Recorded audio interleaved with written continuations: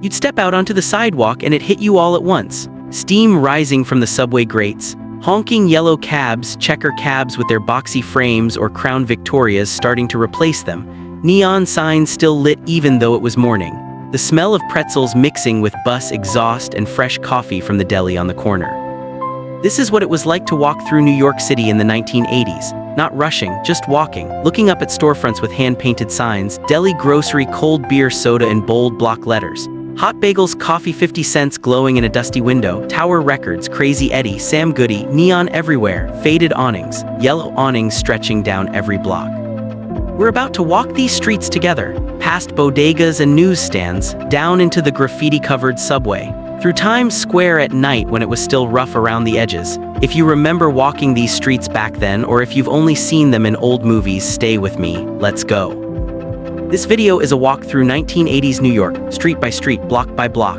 We're talking bodegas with yellow awnings, delis with hand-painted signs, subway cars covered in graffiti, Times Square before Disney cleaned it up, and the sounds and smells that made the city feel alive. If this kind of street nostalgia hits you, hit that like button and tell me in the comments.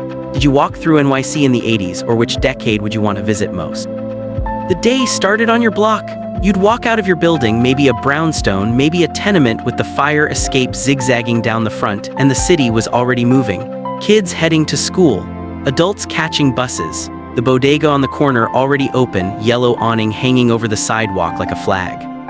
The signs were everywhere, hand-painted, block letters, deli, grocery, cold beer, soda, hot coffee 50 cents, bagels 75 cents, ATM inside in smaller letters below, though ATMs were still new, still clunky. The awnings were yellow, bright, faded, sometimes torn, but always yellow. You could spot a bodega from half a block away just by that color.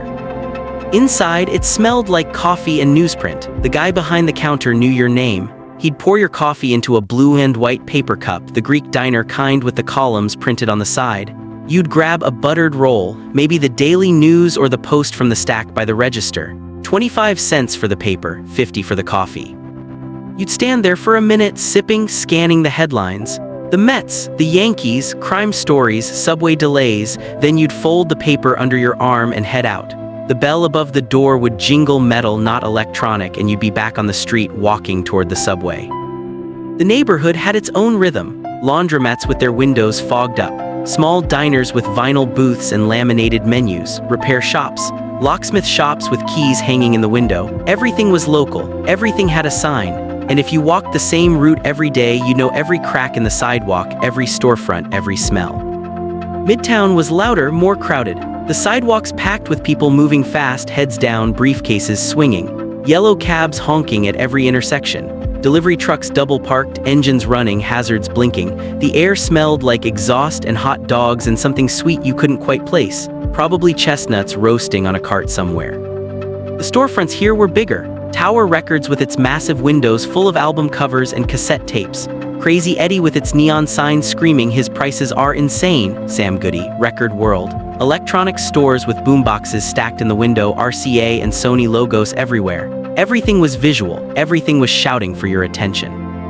You'd walk past coffee shops with red vinyl stools and spinning pie displays in the window. Luncheonettes with hand-lettered menus on chalkboards. Egg and cheese 99 cents, hot pastrami 3.5 soup of the day. The fonts were blocky, uneven, charming in their imperfection. Not designed, just painted, by hand, by someone who didn't care about kerning or aesthetics, just legibility. Newsstands sat on every corner. Metal frames with magazines fanned out, Time, Newsweek, People, National Enquirer. ELVIS Alive, screaming from the tabloid covers. The guy running the stand would sit on a milk crate, smoking, barely looking up when you dropped your coins on the counter. 50 cents for a magazine, $1 for the thick Sunday Times. And everywhere the sound, honking, brakes screeching. Voices layering over each other, vendors yelling, people arguing, radios playing from open shop doors. Rock, disco fading into the past. Early hip-hop starting to creep in from boomboxes carried on shoulders. The city didn't have a soundtrack, it had 100 soundtracks playing at once, and somehow it worked. Times Square in the 80s wasn't what it is now. It was rough, gritty, a little dangerous. Neon everywhere, signs for peep shows, adult theaters, cheap electronics, souvenir shops. GIRLS girls in pink neon. WHCHES 5 CAMERAS film. The lights reflected off wet pavement when it rained. Everything glowed, everything flickered. The sidewalks were packed, tourists mixed with hustlers, street performers with people just trying to get through. You'd see someone breakdancing on a flattened cardboard box, a boombox blasting beside them. A small crowd would gather, watch, maybe drop $1, maybe keep walking. The energy was electric, unpredictable, you had to pay attention. Movie theaters lined the streets, not multiplexes, single-screen theaters with hand-painted marquees. Rocky III, Blade Runner, The Thing. Ticket booths on the street, glass windows with a small slot to slide your money through. $5 for a ticket, maybe $6 if it was a big release. You'd walk in, the lobby smelling like popcorn and stale carpet, and disappear into the dark. Souvenir shops sold everything. I read Hard NY t-shirts, Statue of Liberty keychains, postcards, snow globes. The shop windows were chaotic, stacked high, crammed full, overwhelming. You'd walk past and see your reflection in the glass, distorted by all the merchandise behind it, the city selling itself over and over. And at night, Times Square felt like another world, the neon brighter, the crowds thinner but edgier. You'd hear music spilling out of bars, see steam rising from the subway grates backlit by streetlights. The city never slept. That wasn't just a saying, it was real. You could feel it, in the air, in the noise, in the light that never quite went away. The subway entrance was a set of stairs heading down into darkness. Metal railings, tile walls with the station name in white letters on blue ceramic tiles. 14 SD Union Square, 42 SD Times SQ. You'd descend, the air getting warmer, damper, smelling like metal and brake dust and something vaguely human. You'd drop your token into the turnstile, a metal coin round with a Y cut out of the middle. The turnstile would clunk and let you through. No Metro card, no tap, just a token. They cost about $1 by the mid-80s. You'd buy them in bulk, keep them in your pocket, feel them rattle around with your keys and loose change.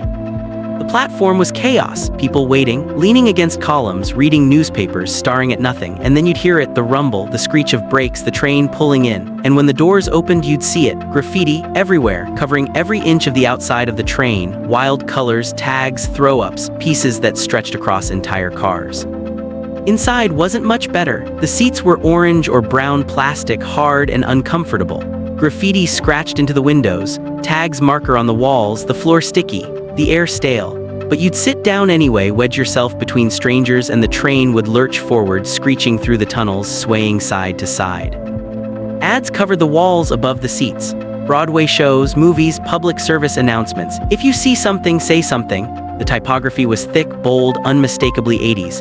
And between stops, you just sit there, rocking with the motion, listening to the wheels on the tracks, watching the graffiti blur past the windows. This was how you got around. This was the city underground.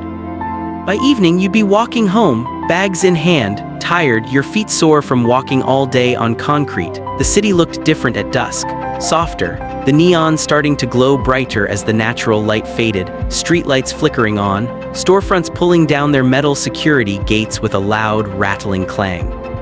The deli on your corner was still open. You'd stop in, grab a sandwich, turkey on white bread with mayo and lettuce, wrapped in wax paper, maybe a can of Coke from the cooler. The guy behind the counter would ring you up on an old cash register, the kind that made a loud ding when the drawer popped open. You'd walk the last few blocks slowly, not rushing anymore, just tired. The smell of someone cooking dinner drifted from an open window. Garlic, onions, tomato sauce, the sounds of the city settling in, TVs playing through thin walls, kids laughing somewhere, a dog barking, a car alarm going off and then stopping. And when you finally got home, you'd climb the stairs, no elevator, or maybe one that barely worked, unlock your door and drop your bags on the floor. You'd kick off your shoes, turn on the TV, sit down, and for a minute you'd just breathe. The city had worn you out, but in a good way.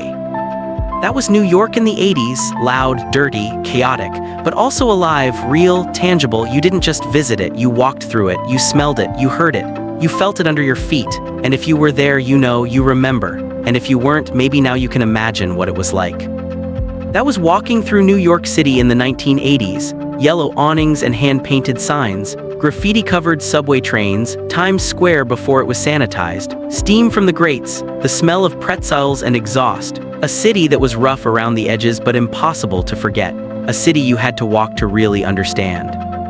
Drop a comment and tell me, did you walk through NYC in the 80s? What do you remember most? The storefronts, the subway, the sounds, and if you want the full, longer version diving even deeper into specific neighborhoods or moments, just let me know.